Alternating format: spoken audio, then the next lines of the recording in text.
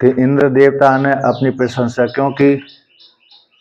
कहते शास्त्र दृष्टि को आरोप करके, जैसे भगवान वामदेव ऋषि ने गर्भ के भीतर ही वर्णन कर दिया था कि मैं मनु हुआ था, मैं सूर्य हुआ था, मैं अमुक अमुक देवता हुआ था। तो वहाँ पर वामदेव ऋषि ने गर्भ के भीतर ही अपने को आत्म रूप से जान करके, तो आत्म रूप से अभेद चिंतन करके ही कहा था। उसी प्रकार से यहाँ पर भी इंद्र देवता ने अपनी प्रशंसा कर दी, अपनी महिमा का गान किया, तो अभेद चिंतन करके कि मैं ब्रह्म ही हूँ। इस प्रकार से ब्रह्म रूप से अवस्थित होकर के इंद्र देवता ने उसी शास्त्र को आलम्बन लेकर के उपदेश कर दिया। इसलिए कोई दोष नहीं यहाँ पर। इसलिए ये इंद्र का प्रसंग नहीं है, जीवात्मा का प्रसंग नहीं है, प्राण का प्रसंग नहीं है, बल्कि ब्रह्म का ही प्रसंग है। प्रतदन नामक जो आख्यायिका है उसमें जो प्राण शब्द आया, प्राणोसी प्रज्ञात्मा, ये वाक्य प्राण शब्द ब्रह्म का ही वाचक है, जीवात्मा प्राण और इंद्र देवता का वाचक नहीं है, ये सिद्ध कर दिया। यदि यदि ऐसा नहीं मानते हैं तो फिर तीन उपासना मानना पड़ेगी। तो तीन उपासना ठीक नहीं है, जीव की, मुख्य प्राण की और इंद्र देवता की अथवा ब्रह्म की। तो कहते हैं तो तीन उपासना मानना पड़ेगी, वो ठीक नहीं है। इसलिए अन्य जगह भी बहुत जगह प्राण शब्द आया वो ब्रह्म का वाचक है। यहाँ पर भी इस प्रसंग में भी हित तमत्व आदि इंद्र देवता से उपदेश लिया था, वरदान मांगा था कि मनुष्यों के लिए जो हितकर हो वह हितकर उपदेश मेरे लिए कर दीजिए। तो उन्होंने क्या, इंद्र देवता ने पुरुष के लिए हितकर आयु अमृतम उपासवा आनंदो अजर अमर अमृता इत्यादि शब्द के द्वारा हितमत ब्रह्मी है, इस प्रकार से ब्रह्म ज्ञान का उपदेश कर दिया। इस प्रसंग में भी यहाँ पर आता है ब्रह्म। तो यहाँ ये प्रसंग किसका है? ब्रह्म का ही है, जीव का अथवा प्राण का अथवा इंद्र देवता का प्रसंग नहीं है, ऐसा सिद्ध कर दिया। अब पुनः और आगे कहते हैं 386 नंबर पृष्ठ पर कि यद्यपि अध्यात्म संबंध भूमि दर्शनात् न पराचीनस्य देवतात्मना उपदेशः। कहते हैं यद्यपि अध्यात्म संबंध, अध्यात्म को बोध कराने वाले जो वाक्य है इस प्रकरण में बहुलता से देखे जाते हैं। आयु अमृतम उपास्वा आनंद अजर अमृतो इत्यादि जो वाक्य हैं, प्रज्ञात्मा प्राण प्रज्ञात्मा, तो इत्यादि प्रज्ञात्मत्व चेतनत्व आदि जो प्रसंग उस प्रसंग में बहुत आते हैं। तो इसलिए इस प्रकरण में अध्यात्म संबंधी, ब्रह्म संबंधी, तो ब्रह्म संबंधी शब्दों की, वाक्यों की बहुलता देखी जाती है। इसीलिए तो ये देखी जाने कारण, इसलिए पर बाद में पैदा होने वाले जो देवता हैं, पराचीनस्य देवतात्मना, तो बाद में पैदा होने वाले देवता हैं उनका उपदेश इस प्रसंग में नहीं आया। एक जगह उसमें आता नासदीय सूक्त में भी, अरवाग देवा अस्य भी सजनना, तो अरवाग देवा अस्य भी सजनना, बाद में जो पैदा होने वाले देवता, क्या देवता इस माया को, अविद्या को, ईश्वर को जान सकते हैं कि नहीं? ये सृष्टि कुत आगाता कुत अजाता कुत इयम भी सृष्टि अरवाग देवा अस्य भी सजनना, ये वाक्य आता है नासदीय सूक्त में। बहुत 7 मंत्र आते हैं इसमें, बहुत सुंदर भी है, और पूरे ब्रह्म का वर्णन आता है, माया का खंडन किया है इसमें।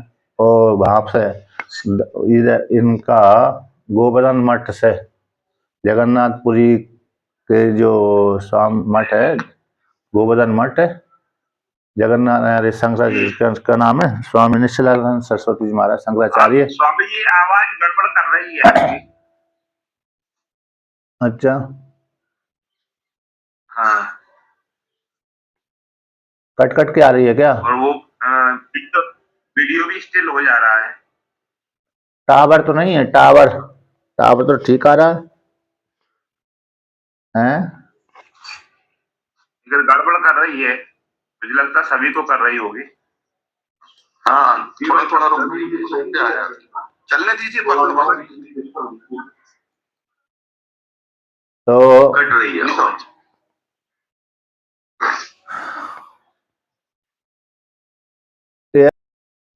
तो यहाँ पर कहते हैं कि अध्यात्म संबंधी है, ब्रह्म संबंधी भूमि दर्शन देखे जाने से, बहुत शब्दों के देखे जाने से, बहुत वाक्यों के देखे जाने से बाद में उत्पन्न होने वाले देवताओं का प्रसंग नहीं है। यानी अर्वाग देवा अर्श भी सजे नैना कुता इयम भी सृष्टि कुता अजाता। ये नासदीय सूत्र है, अच्छा सूत्र है। हाँ, अभी भी यार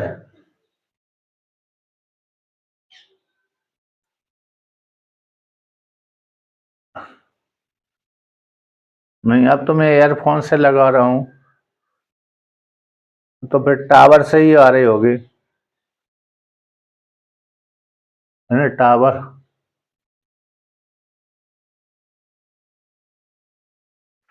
हाँ टावर इंटरनेट का काम है ये, इंटरनेट। कभी कभी वो टावर कमजोर दे देते हैं तो कट कट के वो ही आती है। अभी संकेत आया था इंटरनेट आपका ठीक से काम नहीं कर रहा, इसलिए उसी कारण हो सकता है, और कोई तो कारण नहीं है। तो देखिए यहाँ पर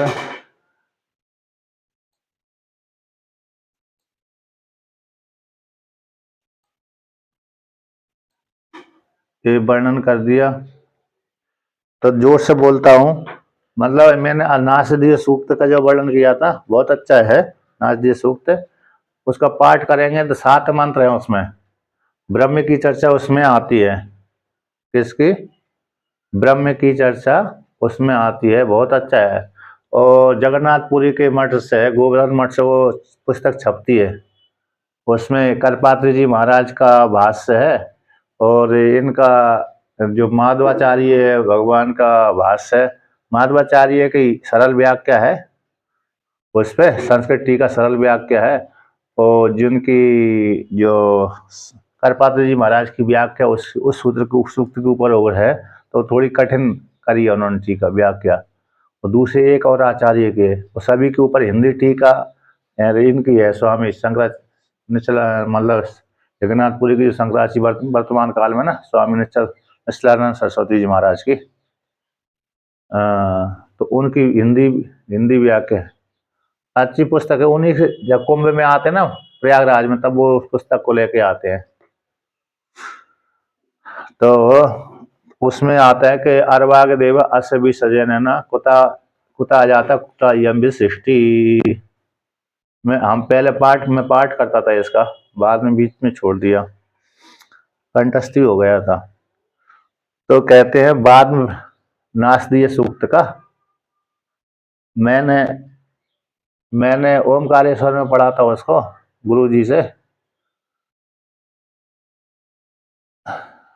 हिंदी हिंदी हिंदी हिंदी व्याख्या है उनकी, भाष्य तो अन्य गए। तो देखिए बाद में पैदा होने वाले जो देवताओं का प्रसंग है, नासदीय सूक्त इंटरनेट पर उपलब्ध है, पीडीएफ फाइल डाउनलोड करेंगे तो इंटरनेट पे जाएगी। और तो देखिए,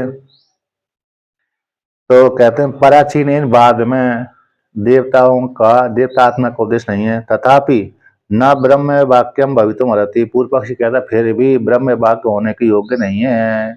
कुता, किस प्रकार से वाक्य होने के योग्य नहीं है, ब्रह्म वाक्य होने के योग्य नहीं है? तो जीवलिंगात और मुख्य प्राण लिंगाचा, जीव का लिंग देखे जाने से और मुख्य प्राण का लिंग देखे जाने से, इसलिए देवता का भली प्रसंग न हो, किंतु जीव का लिंग देखा जा रहा है इस प्रसंग में, और प्राण का मुख्य प्राण का लिंग देखा जा रहा है, इसलिए यहाँ पर ये प्रसंग जीव का अथवा प्राण का मान लिया जाए, भले देवता का ना माना जाए।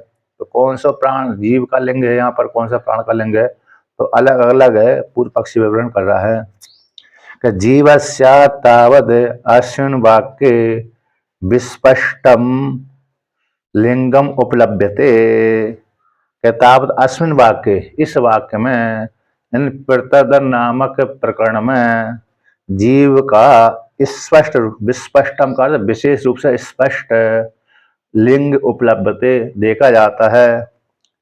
जैसे अस्पष्ट बोलते ना, अस्पष्ट, तो अस्पष्ट शब्द तो दो अर्थों में प्रयुक्त हो जाता है, स्पष्ट नहीं है। एक तो अस्पष्ट ठीक ठीक बोल रहा है, एक अस्पष्ट हो जाता है कि ठीक नहीं बोल रहा, दो अर्थों में प्रयुक्त हो जाएगा वो, है ना। अस्पष्ट, अस्पष्ट, तो एक तो अस्पष्ट बोल दिया तो ठीक नहीं बोल रहा, वो वही उसी का अर्थ है, इस अस्पष्ट का अर्थ है अस्पष्ट बोल रहा है, ठीक बोल रहा है। लेकिन स्पष्ट आधा सा उच्चारण करना पड़ेगी तब शुद्ध उच्चारण होता है, स्पष्ट। जैसे हरियाणा में तो स्पष्ट बोलनी पड़ेगी, हरियाणा में स्पष्ट ही बोलते हैं। सकुल, सकुल होता ही, वहां पर सकार होता ही नहीं है आधा, इसलिए सकुल बोलते हैं, सकुल। अब और फिर ये बोल देते हैं स्कूल जा रहे हैं, स्कूल, स्कूल जा रहे हैं, वो भी गलत उच्चारण होता है ना, इस लगा दिया तो उच्चारण गड़बड़ हो जाता है। यहाँ पर भी इस बी लगा दिया, उपसर्ग विस्पष्ट, विशेष रूप से स्पष्ट, तो उच्चारण ठीक ठीक उच्चारण सीखते तब निकलते हैं। तो कहते हैं लिंगम उपलब्ध, कहाँ पर लिंग उपलब्ध होता है, ना वाचम विजिज्ञासीता वक्तारम विद्यात इत्यादि, कि वाणी को मत जानो, वाणी जिसके द्वारा बोली जाती है, वाणी में बोलने की सामर्थ्य जिसके द्वारा आती है, ऐसे उस जीवात्मा को तुम जानो, बोलने वाले वक्ता को तुम जानो, उपासना करो, विद्यातिन जानो यानी उपासना करो। अत्र ही बागादि भिर कर्णैर्व्यापृतस्य कार्यकरण अध्यक्षस्य जीवस्य विज्ञेयत्वम अभिधीयते, अत्र ही यानी क्योंकि जहाँ पर बागादि कर्णों के द्वारा, जो बागादि कर्ण हैं उन कर्णों के द्वारा व्यापृत, तो व्यापार करने वाला, कैसे व्यापृत, व्यापार करने वाला, तो कार्यकरण के द्वारा व्यापृत, उन व्यापार कराने वाला, व्यापार कार्यकरणों के माध्यम से व्यापार कराने वाला, ऐसा उस कार्यकरणों का अध्यक्ष जो जीवात्मा है, क्योंकि इसकी सत्ता से, जीवात्मा की सत्ता से ही इंद्रिय अपने अपने कार्य में प्रवृत्त होती हैं। इसलिए तो उन व्यापार करने वाली इंद्रियों का जो अध्यक्ष है, कार्यकरण का अध्यक्ष जो जीवात्मा है, अध्यक्ष बोलते हैं प्रत्यक्ष, इसकी सन्निधि में, इसके सामने कार्य कर रहे हैं, तो ऐसे जीवात्मा का ही विज्ञेयत्वम अभिधीयते, इस वाक्य में, कौन से प्रतदन प्रकरण में, उसी को लेकर के और आगे कहते हैं, कहते हैं तथा उसी प्रकार से मुख्य प्राण लिंगम च, लिंगों पे, तो ये जीव का लिंग होगा स्पष्ट रूप से, और उसी प्रकार से मुख्य प्राण का लिंग भी वर्णन करता है पूर्व पक्षी। कैसे, अत्य खलु प्राण ए प्रज्ञात्मा इदम शरीरम परिगृह्य उत्थापयति इति, कहते हैं निश्चित रूप से है प्राण ही प्रज्ञात्मा है, प्राण ही प्रज्ञात्मा है प्राण ही प्रज्ञात्मा होता हुआ इदम शरीर को ग्रहण करके, यानी प्रवेश करके, ग्रहण करके प्रवेश करके, उत्थापयति यानी व्यापार में लगा देता है। यदि इस शरीर के भीतर प्राण प्रवेश न करें तो इंद्रिय अपने अपने कार्य को करने में समर्थ नहीं है, और स्थूल शरीर भी बिना प्राण के चेष्टा नहीं कर सकता। स्थूल जो प्राण है बिना शरीर, बिना बिना मतलब जो शरीर, स्थूल शरीर है बिना प्राण के चेष्टा आदि नहीं कर सकता, और इंद्रिय भी बिना प्राण के अपने अपने कार्य करने में समर्थ नहीं होती, इसलिए प्राण के पहले प्रवेश करते हैं। इसलिए सबसे पहले प्राण इस शरीर में अभिव्यक्त होता है। जब जीवात्मा गर्भ में प्रवेश करता है तो भ्रूण बनता है, तो भ्रूण जब बनता है तो उस काल में प्राण ही सबसे पहले अभिव्यक्त होता है। यदि प्राण अभिव्यक्त न हो तो भ्रूण अपने आप ही नष्ट भ्रष्ट हो जाता है। यदि भ्रूण में से भी प्राण निकल जाते हैं तो फिर इसलिए उस स्त्री का गर्भ गिर जाता है। इसलिए सबसे पहले प्राण की ही अभिव्यक्ति होती है गर्भ के भीतर। तो इसलिए फिर इंद्रिय अपने अपने कार्य करते हैं प्राण को लेकर के ही। इसलिए यह जो प्राणी प्रज्ञात्मा होता हुआ यह शरीर को ग्रहण करके उत्थापयति यानी एक कार्यकरण को व्यापार में लगा देता है, उस शरीर को ही व्यापार में लगा देता है। इस प्रकार से तो ऐसी प्राप्ति हो जाने पर अपूर्व पक्षी कहते सिद्धांत वेदांत का एक देशी कहता है कि देह को उठाने वाला जीव का लिंग क्यों ना माना जाए। जीव शरीर को उठाने वाला जो लिंग है उत्थापयति उठाता है, शरीर में प्रवेश करके शरीर को उठाता है, ये लिंग जीव को क्यों ना माना जाए। तो उसको लेकर कहते हैं कि शरीर धारणम च मुख्य प्राणस्य धर्म मुख्य प्राण का धर्म ये है कि शरीर को धारण करना। शरीर का जो धारण किया जाता है वह मुख्य प्राण का कर्म है यानी धर्म है। बिना प्राण के शरीर धारण नहीं होता।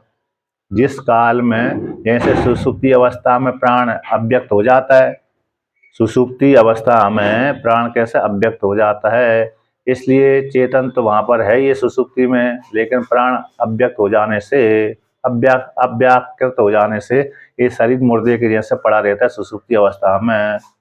जागृत में प्राण क्रिया चेष्टा करता रहता है, इसलिए शरीर बैठा भी रहता है, खड़ा भी रहता है, क्रिया चेष्टा आदि करता रहता है। स्वप्न में जाता हुआ भी प्राण, अब स्वप्न तो देख रहा तो वहाँ भी क्रिया चेष्टा शरीर तो नहीं करता, लेकिन सो गया उस काल में जीवात्मा तो, लेकिन फिर भी वहाँ पर क्रिया चेष्टा हुआ सा देखता है। लेकिन सुषुप्ति में जाने पर प्राण अव्याकृत हो जाता है। तो अव्याकृत हो जाने के कारण अब वो ये शरीर है कैसे मुर्दे के जैसे पड़ा रहता है, लेकिन वहाँ पर चेतन जीवात्मा तो है ही है, चेतन जीवात्मा तो है ही है, सुषुप्ति में अपना आनंद को भोग करता रहता है। फिर भी आनंद को भोग करने पर उठाता नहीं है जीवात्मा, चेतन जीवात्मा। इसलिए प्राण का मुख्य धर्म कौन है, शरीर को धारण करना। अब उसी को लेकर के कहाँ पर सिद्ध किया गया है कि प्राण संवाद में सुना गया है कि प्राण संवादे बागाधीन प्राणान प्रकृत्य तान वरिष्ठः प्राण उवाच मोहम आपद्यता हम एव एतत् पंचदः आत्मानं प्रविभज्य एतत् प्राणम अवष्टभ्य विधारयामि इति। ये प्रश्न उपनिषद में आया है श्रवणात्।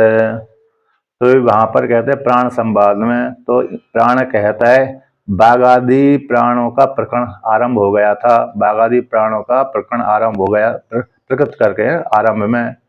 तो वहाँ पर जब प्रसंग चल रहा था, प्राणों का प्रसंग चल रहा था, इंद्रियों का प्राण का प्रसंग चल रहा था, उस काल में तान उन इंद्रियों को वरिष्ठ प्राण ने कहा, वरिष्ठ प्राण ने उवाच ने कहा था मां मोहम आपद्यता, यही इंद्रियों तुम अपने आप में मोह को प्राप्त मत हो। यानी अंतःकरण को, ज्ञान इंद्रिय को, कर्म इंद्रियों को, अंतःकरण दो हो गए है ना। अंतःकरण एक उपलक्ष्य से चार मन बुद्धि चित्त अहंकार, 4 और 10 ज्ञान इंद्रिय, 10 इंद्रिय, तो कितने हो गए 14 अथवा 12। इन 12 अथवा 14 को कहा कि तुम अपने आप में मोह को प्राप्त मत हो, अहंकार मत करो। मैं मुख्य प्राण ही अपने आप को 5 रूपों में विभक्त कर लेता हूँ। जैसे भगवान शिव जी का मुख एक है, फिर भी कार्य करने के लिए 5 को बना लेते हैं, उसी प्रकार से मैं एक प्राण हूँ। तो एक प्राण होता हुआ भी मैं अपने आत्मा को 5 रूपों में विभक्त कर लेता हूँ। तो 5 रूपों में विभक्त करके मैं एतद बाणम, इस लिंग शरीर को, बाण बोलते लिंग, तो इस बाण शरीर को आश्रय करके विधारयामि स्वीकार करके, अवष्टभ्य स्वीकार करके, आश्रय करके, स्वीकार करके, विधारयामि धारण करता हूँ। तो टीका में आया है 308/87 नंबर पृष्ठ पे कि सर्वे बाघ आदया, सारे जो बाघ आदि हैं प्राण, हम श्रेष्ठ इति, मैं श्रेष्ठ हूँ, मैं श्रेष्ठ हूँ, मैं श्रेष्ठ हूँ, ऐसे आपस में विवाद करने लगे। और विवाद करते करते करते प्रजापति के पास में उपजगमुख पहुंच गए। तो प्रजापति यहाँ पर ब्रह्मा जी हैं, क्योंकि उनका समाधान तो ब्रह्मा जी करेंगे। सामान्य प्रजापति समाधान नहीं करते इसके। ये कश्यप आदि जो प्रजापति होते हैं, ये प्रजापति समाधान नहीं कर पाते। ये मुख्य तो कौन प्रजापति हैं? ब्रह्मा जी। तो यहाँ पर है, क्योंकि इंद्रियों के अभिमानी देवता हो गए और इंद्रिय हो गए हैं, ये आपस में विवाद करते हुए प्रजापति के पास में पहुंच गए। सब प्रजापति को कहा, साचा तान उवाचा यस्मिन् उत्क्रांते शरीरम पापिष्टतरम पतिष्यति स वह श्रेष्ठ इति। तो उन्होंने कहा कि हे प्रजापति, विवाद करते हुए पहुंच गए। अब प्रजापति से कहा कि प्रजापति ने पूछा, क्यों आए हो मेरे पास में? कि हम इसलिए आपके पास में आए कि हमारा समाधान कर दीजिए। कि कौन सा, क्या आप में झगड़ा हो गया, क्या समाधान करवाना चाहते हैं? कि हम कहते हैं मैं श्रेष्ठ हूँ, मैं श्रेष्ठ हूँ, मैं श्रेष्ठ हूँ, मेरे बिना कार्य नहीं चलेगा इसका, सभी का मेरे बिना कार्य नहीं चलेगा, इसलिए हम ही श्रेष्ठ हैं। इसलिए सारे व्यक्ति सभी श्रेष्ठ श्रेष्ठ बतला रहे हैं, तो आप बतला दीजिए कौन श्रेष्ठ है? हम ज्ञान इंद्रिय, कर्म इंद्रिय, अंतःकरण और पंच प्राण में कौन श्रेष्ठ है? तो प्रजापति ने सीधा सीधा नहीं कहा, क्योंकि प्रजापति जानते थे प्राणी सबसे श्रेष्ठ है। किंतु प्रजापति कहने लगे, यदि मैं सीधा सीधा बोल लेता हूँ प्राणी श्रेष्ठ है, तो ये सारे इंद्रिय कहने लगेंगे पक्षपात कर रहे हैं प्रजापति, मेरी बात का आदर नहीं मानेंगे, दुखी हो जाएंगे। यदि मान भी ले तो फिर पक्षपात का दोष लगा देंगे कि प्रजापति ठीक ठीक निर्णय नहीं करते, एक तरफ झुक जाते हैं। इसलिए मैं अपने ऊपर नहीं लेता, मैं स्वयं इनके ऊपर डाल देता हूँ, स्वयं के ऊपर ही। इसलिए प्रजापति ने चालाकी से कह दिया। उस प्रजापति ने उनको कहा कि जिससे कि उत्क्रमण करने पर, जिसके निकल जाने पर, जिससे इंद्रिय, अंतःकरण और पंच प्राण के मध्य में से जिसके निकल जाने पर यह शरीर पापिष्ट तरम पतिष्यति, पापिष्ट से पापिष्टर हो जाए और गिर जाए, सब श्रेष्ठ, वही तुम लोगों के मध्य में श्रेष्ठ कहलाएगा। एंड जिसके ज्ञान इंद्रिय, कर्म इंद्रिय, अंतःकरण और पंच प्राण के मध्य में से जिसके निकल जाने पर ये शरीर नीचे गिर जाए और पापिष्ट के तर समान, पापिष्ट के जैसा हो जाए। अर्थात जैसे ही शरीर अंतःकरण जैसे लिंग शरीर से निकल जाता है, उसी समय उसके घर वाले कह देते हैं इसको भाई जल्दी जल्दी ले जाओ। यदि 2 दिन तक नहीं ले गए तो फिर तो घर वाले भी उसको पसंद नहीं करते, है ना। एक दिन तो ठीक बात है, एक दिन एक रात उसमें बदबू नहीं आती, लेकिन 3-4 दिन हो गए तो 3-4 दिन हो गए तो कोई स्वीकार ही नहीं करता, फिर तो कहते हैं जल्दी इसको हटा दो।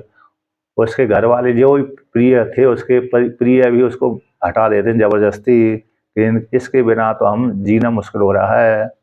इसलिए तो ऐसा जो पापिष्टतर है, यानी मुर्दा शरीर है, उसको गिर जाता, उसको मुर्दे शरीर को ही पापिष्टतर बोलते हैं, सड़ा गला हुआ। तो ऐसे गिर जाए वही तुम लोगों के मध्य में श्रेष्ठ हो, जिसके निकल जाने पर। तो तब इस प्रकार से प्रजापति ब्रह्मा जी ने उन्हीं के ऊपर डाल दिया। इसलिए सारे लौट करके अपने अपने स्थान पर आ गए। तो वहां पर आकर के ततः क्रमेण बागादिषु उत्क्रांतेषु अपि मूकादि भावेन शरीरम स्वस्थम अस्तात। तो क्रम से एक एक निकले। तो सबसे पहले कौन पटु है इंद्रियों के मध्य में? कि बाकी पटु है, बाकी पटु है। इसलिए बाघ ने कहा चलो सबसे पहले मैं ही निकल जाता हूँ। व्यक्ति कोई भी जब कार्य करता है तो जब कार्य करता है तो सबसे पहले कौन बोलता है? कौन सी इंद्रिय कार्य करती बोलती है? कि सबसे पहले वाणी ही बोल देती है कि तुम ऐसा कार्य मत करो, तुम ऐसा कार्य करो। यदि कोई सामान्य क्रिया दो व्यक्ति आपस में चर्चा कर रहे हैं, तीसरा वाला व्यक्ति गया, तो तीसरे वाला व्यक्ति जब गया तो वहां पर तीसरे वाले व्यक्ति ने सबसे पहले वाक्य ही बोल दिया, वाणी बोल लेता है कि भाई तुम क्या कर रहे हो, क्या नहीं कर रहे हो, क्यों खड़े हो, क्या करना चाहते हो। तो वाणी बोलती है, तो इसलिए वाक्य पटु कहलाती है, वाक्य पटु। तो वाक्य जब पटु हो गई तो इसीलिए बाघ ही सबसे पहले शरीर से निकली और निकल करके कहते जैसी निकल गई 1 साल बाद घूम करके लौट करके आई तो देखा कि ये तो पहले की जैसी बने हुए हैं। अकेला मेरी वाणी का, मेरे द्वारा व्यवहार जो चलता था वो व्यवहार नहीं चला इनका, बाकी सारा व्यवहार चल रहा है जैसे गूंगा कार्य का जीवन धारण करता रहता, कार्य करता रहता है। तो इसलिए बाघ ने सोचा मैं तो श्रेष्ठ नहीं हूँ, तो दुखी होकर के अपने को मन मार करके वहां पर बैठ गई, शरीर में प्रवेश कर गई। उसी प्रकार से चक्षु इंद्रिय गई, है ना, चक्षु इंद्रिय गई, वाक इंद्रिय गई, मन गया, अरे ज्ञान इंद्रिय, पांचों ज्ञान इंद्रिय, पांचों कर्म इंद्रिय, अंतकरण सारे निकल गए। तब भी निकलने के बाद भी वो शरीर वैसा का वैसा बना रहा। एक एक निकलते थे, सारे एक साथ नहीं निकलते थे। हैं, आवाज नहीं आ रही? ठीक है।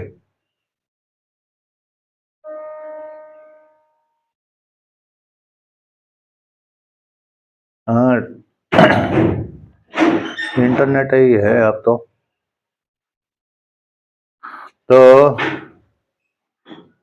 अच्छा अच्छा, तो देखिए, तो देखिए यहाँ पर है,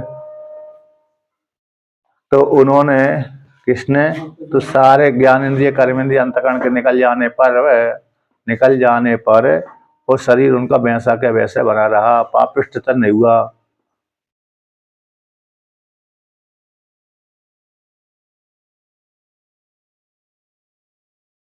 एक एक निकल जाने के पश्चात वो सारी इंद्रियों के क्रम से निकल गए, किंतु इंद्रियों के निकल जाने पर भी शरीर वैसा का वैसा बना रहा, पापिष्टता नहीं हुआ, बल्कि उस इंद्रिय का कार्य पूरा नहीं हुआ। मन के निकल जाने पर भी, जैसे 1 वर्ष का बालक में मन नहीं होता है, तो जैसा है वैसा खाता पीता रहता है, उसी प्रकार से मन अंतकरण के निकल जाने पर भी शरीर वैसा के वैसा बना रहा, तो स्वस्थम बना रहा। अब कहते हैं मुख्य प्राण से तू उच्चिक्रमीस्यायाम सर्वेषां व्याकुलत्वाप्तौ व्याकुलत्वाप्तौ तान् भागादीन् वरिष्ठा प्राण उवाच यूयं मोहम आपद्यता यथा अहम एव एतत् करोमि। इसलिए जब जैसे ही मुख्य प्राण उत्क्रमण करने की इच्छा करने लगा, उच्चिक्र मिस्यायाम उत्क्रमण करने की इच्छा हो जाने पर सारे इंद्रियों में व्याकुलत्वाप्त, तो सारी इंद्रिय कैसे हो गए, व्याकुलता की प्राप्ति, व्याकुलता हो गई इंद्रियों में, यानी वो भी इंद्रियां कैसे उखड़ने लगी, अपने अपने स्थान से च्युत होने लगी, व्याकुल होने लगी, घबराहट होने लगी। व्याकुल का अर्थ यही होगा, घबराहट है। इसलिए सारी इंद्रियों में व्याकुलता प्राप्त हो गई। उन बाघ आदियों को फिर उन बाघ आदियों ने कहा कि हम श्रेष्ठ नहीं, आप ही श्रेष्ठ हैं। बाघ आदियों ने, इंद्रियों ने, ज्ञान इंद्रिय कर्म इंद्रिय अंतकरण ने कहा प्राण से कि हे प्राण, आप ही श्रेष्ठ हैं, हम श्रेष्ठ नहीं हैं। इसलिए मुख्य प्राण ने जब निकलने लगा तो सभी बाघ आदि इंद्रियां कैसे व्याकुल हो गई।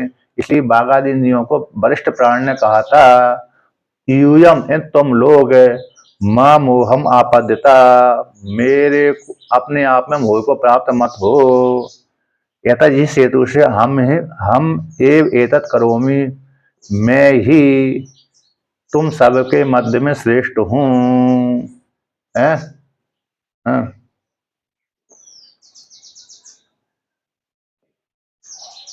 हाँ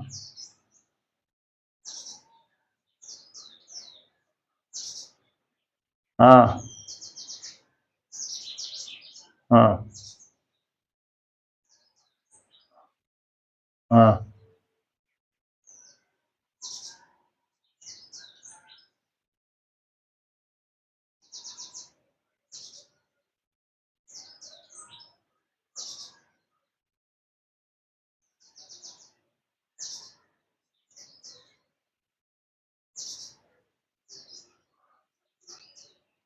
नहीं नहीं, वहां तो शुरू में ही बताया था उन्होंने, अक्षुणी पुरुषो दृश्य थे। फिर से नहीं नहीं नहीं नहीं नहीं नहीं, अरे एक चक्षु के भीतर जो पुरुष दिख रहा है वह आत्मा है, अजर है, अमृत है। तुम इसको जाकर के देख लो शरीर आदि में, अब मतलब शराब आदि में जाकर के देख लो, तो वहां पर उनका दिखाने का शरीर को थोड़ी बताना है, शरीर को आत्मा थोड़ी बताना है। वहां पर तुम इसको समझ लो कि जो चक्षु के भीतर जो दिख रहा है वो आत्मा है, अजर है, अमृत है, अभय। अब स्थूल शरीर तो प्रत्यक्ष ही लोगों के मन में देखा ही जाता है, छाया भी शरीर के माध्यम से पड़ती है, तो ये आत्मा कैसे हो सकती है। चक्षु भी तभी रहेगी ना कि जब व्यक्ति का मतलब चक्षु जो गोलक तभी रहेगी जब यार शरीर रहेगा। अब शरीर ही नहीं है, चक्षु नहीं है, तो फिर वो प्रतिबिंब किस में देखेगा अपने शरीर का प्रतिबिंब? हमारा शरीर है ही नहीं है, तो हम प्रतिबिंब देखेंगे तो किस में जाकर देखेंगे? तो शुरू में ही प्रजापति ने उपदेश किया था जो चक्षु के भीतर है, जो पुरुष है वह आत्मा है, अजर है, अमर है। एंड चक्षु वहां पर उपासना के लिए है, अधिष्ठान आधार है मात्र। चक्षु के जैसे आदित्य मंडल के भीतर जो पुरुष दिखता है तो वो आधार है। ये उपासना के पीछे आया ना, उपासना के लिए 3 आधार वर्णन किए थे, चक्षु के भीतर, आदित्य मंडल के भीतर और हृदय के भीतर।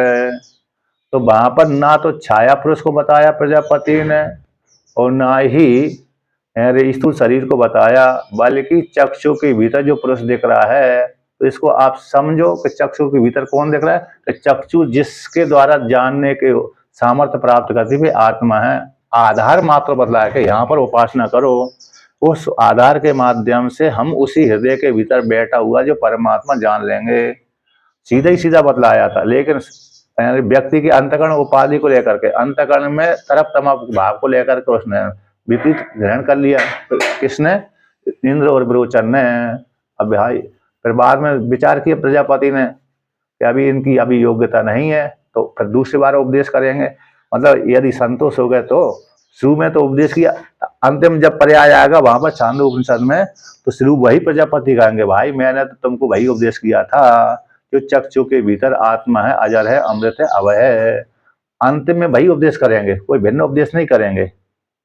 जो शुरू में उपदेश किया था अन्य पर्याय में, यानी स्वप्न को लेकर के, सुषुप्ति को लेकर के उपदेश करेंगे। फिर बाद में जब पूरा उसको दृढ़ ज्ञान होगा, परीक्षण करते करते करते इंद्र देवता को अंतिम में जाकर फिर वही उपदेश करेंगे कि जो चक्षु के भीतर है वही आत्मा अजर अमर अमृत है, उसी को मैंने उपदेश किया था, बल्कि तुमने अपने योग्यता को लेकर के भिन्न भिन्न जान लिया था। इसलिए अब स्वप्न में भी जाएंगे तो स्वप्न में भी वहां पर अरे कहेंगे कि स्त्री आदियों के साथ विहार करते हुए आत्मा है, अजर है, अमृत है। तो अजर अमर, अजर है, अमृत है, अभय है। तो इस प्रकार से वो सभी के सभी शब्दों के साथ विशेषण लगाते हैं अजर अमर का। तो स्वतंत्र वो शरीर अजर अमर नहीं हो सकता है, तो कोई दूसरी आत्मा, चेतन ही आत्मा अजर अमर होता है। तो वहां भी इसी प्रकार समझाएंगे, पहले पर्याय का ही। तो योग्यता के अनुसार ही फिर व्यक्ति अर्थ लगा लेता है। तो वहां पर इंद्र देवता ने अपनी योग्यता के अनुसार लगाया था और विरोचन ने अपने अनुसार, अपनी योग्यता के अनुसार। लेकिन शुरू का जो उपदेश किया है चक्षु के भीतर आत्मा है, वह अजर है, अमर है, अमृत है, उसी का ही अंतिम पर्याय में, चौथे पर्याय में उसी का उपदेश करते हैं प्रजापति, भिन्न का उपदेश नहीं करते। लेकिन योग्यता से व्यक्ति अलग अलग ग्रहण कर लेता है, यही है। तो यहाँ पर भी यहाँ पर तो ये कल्पना मात्र की गई है, क्योंकि शरीर से प्राण निकलते नहीं है। यहाँ पर जो संवाद आया है प्राणों का, इंद्रियों का, मोह को प्राप्त होगा इंद्रिय और प्राण, ये मात्र कल्पना मात्र है जानने के लिए। ना तो प्राण, ना तो इंद्रिय 1 साल बाहर रहती हैं और ना ही प्राण उत्क्रमण करते हैं। यदि एक साथ उत्क्रमण कर रहे हैं तो एक साथ ही उत्क्रमण करते हैं। कोई भी इंद्रिय 1-1 वर्ष तक बाहर नहीं रहती और शरीर से निकलती भी नहीं है, और निकली भी थोड़ी देर के लिए निकलती है, विषय देश को लाने के लिए, जाने के लिए, तुरंत ही लौट कर आ जाती है। यहाँ पर कल्पना मात्र की गई प्राण को श्रेष्ठ बतलाने के लिए। तो प्राण उपास्य है, तो उपासना करने तो किसकी उपासना करना चाहिए? प्राण की। तो व्यष्टि में प्राण हो गया, समष्टि में हिरण्यगर्भ हो गया। हिरण्यगर्भ की उपासना के लिए यहाँ पर प्रसंग है। तो यहाँ पर सीधा सीधा इसलिए प्रजापति ने नहीं बतलाया कि सीधा सीधा बतला देते तो पक्षपात दोष लगा देंगे इंद्रिय हैं कि प्रजापति विरोध हमसे प्रेम नहीं करते, प्राण से ज्यादा प्रेम करते हैं, इसलिए प्राण को श्रेष्ठ बतला दिया। इसी प्रजापति ने सोचा कि मैं सीधा बतला देता हूँ तो मेरे ऊपर आरोप लग जाएगा और फिर मेरे से थोड़े नाराज हो जाएंगे, तो मैं अपनी इनकी नाराजगी मैं क्यों लूँ। इसलिए प्रजापति ने ऐसा चालाक, मतलब उन्हीं के ऊपर डाल दिया, तुम ही परीक्षण करो। जब परीक्षण करोगे संतोष अपने आप हो जाओगे, फिर किसी के ऊपर दोष नहीं लगा पाओगे आप। इसलिए इंद्रियों ने फिर बाद में दोष नहीं लगा पाया प्रजापति के ऊपर। यदि शुरू से ही बोल देते प्राणी श्रेष्ठ है तो मान तो लेते, लेकिन फिर भी पूरा पूरा विश्वास नहीं होता और दोष भी लगा जाते प्रजापति है। केन उपनिषद में ऐसी आख्या संवाद वाली, हाँ संवाद वाली आख्यायिका नहीं है, छांदोग्य में बृहदारण्य में ये आख्यायिका आती है। छांदोग्य में निकली हुई है, यहाँ भी निकली हुई है, लेकिन छांदोग्य उपनिषद में एक एक वर्ष तक घूम करके आई हैं। छांदोग्य बृहदारण्य में प्रसंगात है। एक ये प्रश्न, ये तो प्रश्न, हाँ प्रश्नोपनिषद के संबंध,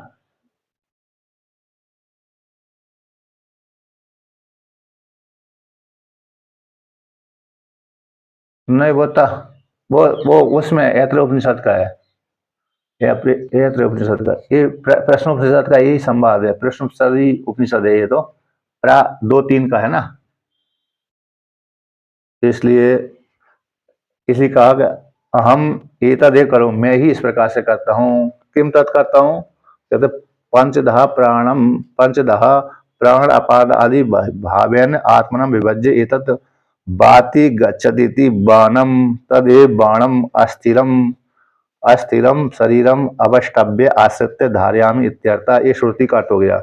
मैं ही प्राण अपान व्यान उदान समान, ये 5 प्रकार के, और 5 और लगा लीजिए। गिरगल नाक कूर में देवदत्त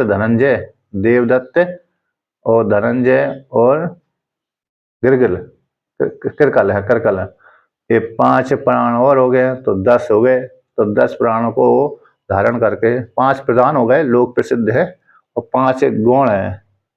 इस प्रकार से तो कम आते हैं, उपनिषदों में तो आते ही हैं, लेकिन उनका प्रयोग कम करते हैं। जैसे छींक में, डकार में, छींक में है, डकार में है, और शरीर के पलक झपकने में, और जो शरीर मर जाता है उसको फुलाने में धनंजय नाम का प्राण आता है। छींक, डकार और पलक और शरीर फुलाने में, एक और कहीं और होगा, झपकी में, है ना, झपकी ले लो, झपकी में इस प्रकार से ये 5 प्रयोग होते हैं। तो इसलिए मैं ही इस प्रकार से इस शरीर को, इस अपने आप को विभाग करके बाति गच्छति, बाण शब्द का देखो यहाँ पर अर्थ किया है, बातिन गच्छति बाणम, बाण ही वह बाण कहलाता है। बा गति गंध धातु है, उससे बाण शब्द बनता है। तो बातिन गच्छति, तो बाणम लुट प्रत्यय कर दिया तो अन प्रत्यय हो जाता है, तो बाण, तो बातिन गच्छति थी बाणम, लुट प्रत्यय करके अन प्रत्यय करके बाण शब्द बन गया, वही बाण कहलाता है। तो बाण यानी लिंग शरीर, बाण शब्द का अर्थ होता है लिंग शरीर। अस्थिरम शरीरम यानी स्थिर नहीं रहता है, अस्थिरम ना अस्थिरम, स्थिर यानी स्थिर रहता, न स्थिर अस्थिरम, जो स्थिर नहीं रहता, चलता फिरता रहता है। ऐसे उस शरीर को आश्रय करके, अवष्टभ्य आश्रय करके, तो यहाँ पर एक गीता में भी जो वाक्य आता है ना, अवष्टभ्य है ना, एकांश स्थितो जगत है, एकांश रूप से स्थित कर, एकांश रूप से स्थित स्वीकार करके अवष्टभ्यम विधारयामि, मैं एक संपूर्ण जगत को अरे आश्रय एक अंश में स्थित करके धारण करता हूँ, अवष्टभ्य करके धारयामि, ऐसे भगवान भी कहते हैं। तो यहाँ पर अवष्टभ्य शब्द का, अवष्टभ्य इस शब्द का अर्थ आश्रित्य स्वीकार करके, आश्रय अवष्टभ्य ने स्वीकार करके धारयामि धारण करता हूँ। इसलिए मैं ही तो बाण लिंग को, इन सूक्ष्म शरीर को धारण करता हूँ, इस प्रकार से बाण को धारण स्वीकार करके धारयामि, इसलिए तो मोह को प्राप्त मत हो। तो इति कहते ये जो पूर्व पक्ष चल रहा है यहाँ पर, ये तो इमं शरीरम परिगृह्य, इमं शरीरम परिगृह्य इति पठन्ति तेषाम इमं जीवम इंद्रिय ग्रामम व परिगृह्य शरीरम उत्थापयति इति व्याख्येयम्।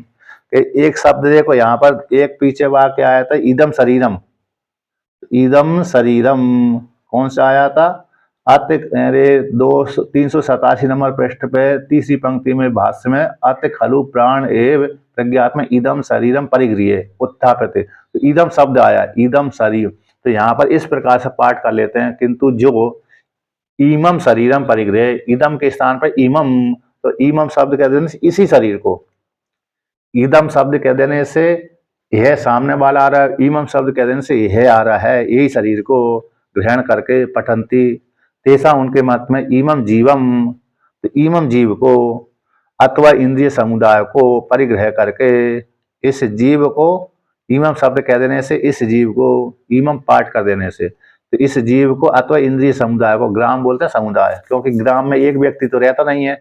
ग्राम गाव में, ग्रामीण गाव, तो गाव में एक व्यक्ति तो रहता नहीं है, तो बहुत लोग रहते हैं, इसलिए समूह को ग्राम बोलते हैं।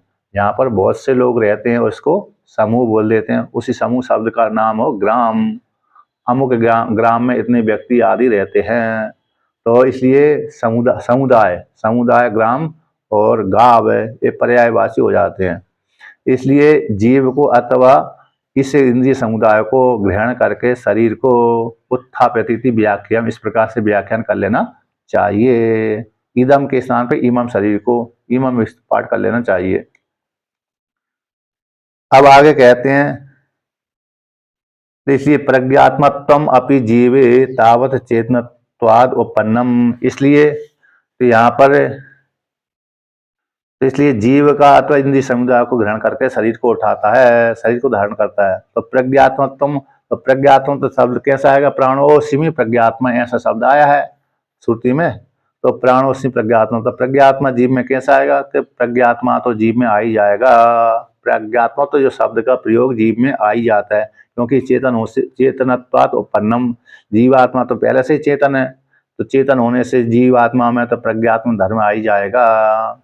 इसलिए यहाँ पर जीव का लिंग है और प्राण का, प्राण को लेकर कहते हैं कि मुख्य अपि प्राणे प्रज्ञा साधन साधन प्राणांतर आश्रयत्वात् उपन्नम एव, कि यदि प्राण जीवात्मा में तो प्राण का प्रसंग आ जाएगा, है ना। अरे इसको क्या होगा, चेतन तो आ जाएगा, तो प्राण में कैसा जाएगा, मुख्य प्राण में प्रज्ञात्मत्व धर्म कैसे आएगा। बाहर गए होंगे गंगा जी, तो कहते हैं मुख्य प्राण, मुख्य अपि प्राण, तो मुख्य प्राण में कैसे आएगा, तो इसको लेकर कहते हैं प्रज्ञा साधन, प्रज्ञा के साधन जो प्राणांतर हैं, प्रज्ञा के जो साधन, तो प्रज्ञा के साधन को इंद्रिय हैं, आंगे हैं अंदर भजन कर रहे हैं, ताला नहीं लग रहा है।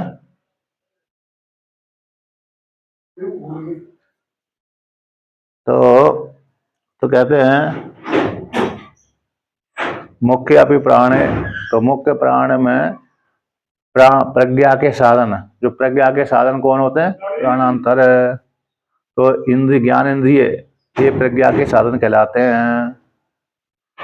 तो प्रज्ञा के प्राणांतर आश्रता तो उपन्नम, तो जो प्राणांतर के आश्रय करने से उत्पन्न हो जाए, हैं यहीं आसपास होंगे कहीं।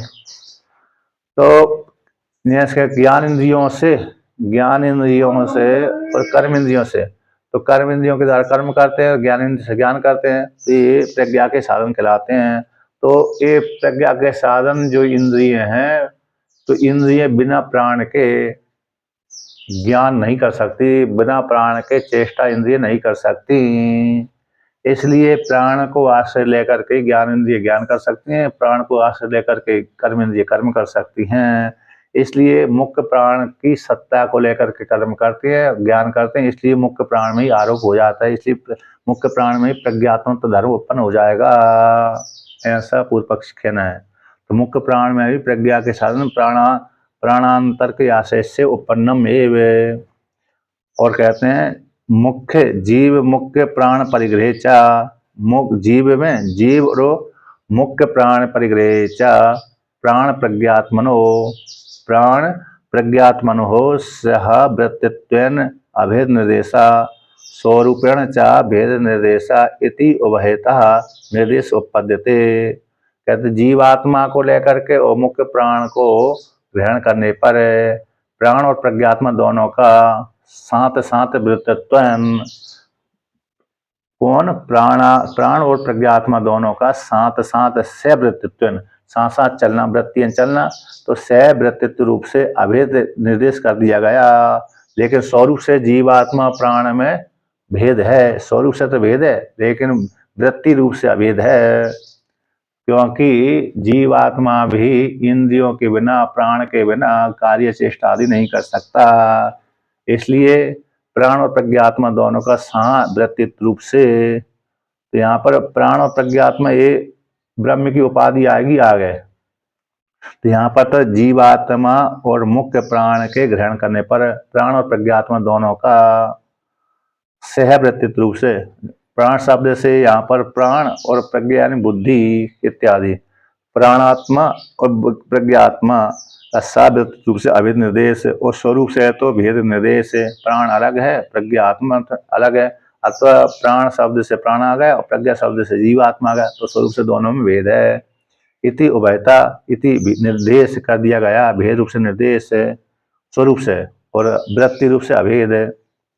प्राण और प्रज्ञात्मा अभेद कैसे कर दिया? प्रज्ञा के साधनों से इंद्रिय और बुद्धि दोनों समान हैं वृत्ति को लेकर के, क्योंकि बिना प्राण के बुद्धि कार्य नहीं कर सकती, ज्ञान नहीं कर सकती, इंद्रिय कार्य नहीं कर सकती। इसी उभयता निर्देश उत्पन्न, दोनों प्रकार से निर्देश उत्पन्न हो सकता है। उसी को विवरण करते हैं, श्रुति के द्वारा सिद्ध करते हैं कि यो वही प्राण सा प्रज्ञा, कि जो प्राण है वही प्रज्ञा है, और या वही प्रज्ञा जो प्रज्ञा सा प्राणा। तो यहाँ पर प्राण और प्रज्ञा दोनों को साथ वृत्ति रूप से अभेद निर्देश किया गया, इंद्रियों को लेकर के हो गया। किसको लेकर के? इंद्रियों को लेकर के, इंद्रिय और प्राण को लेकर के। तो जो प्राण है वही प्रज्ञा है, और जो प्रज्ञा है वही प्राण है। सहा साथ ही एतौ अस्मिन शरीरे बसता, ये दोनों ही प्राण और प्रज्ञा यानी इंद्रिय और प्राण दोनों ही शरीर में निवास करते हैं। सह उत्क्रामता इति, तो दोनों ही साथ साथ उत्क्रमण करते हैं। इति इस प्रकार से, मतलब जो प्राण है वही प्रज्ञा है, जो प्रज्ञा है वही प्राण है, और ये दोनों ही इस शरीर में, इस शरीर में निवास करते हैं और साथ साथ उत्क्रमण करते हैं। ऐसा श्रुति है। कौन सी श्रुति? उसी में ही प्रतिपादन अधिकरण में।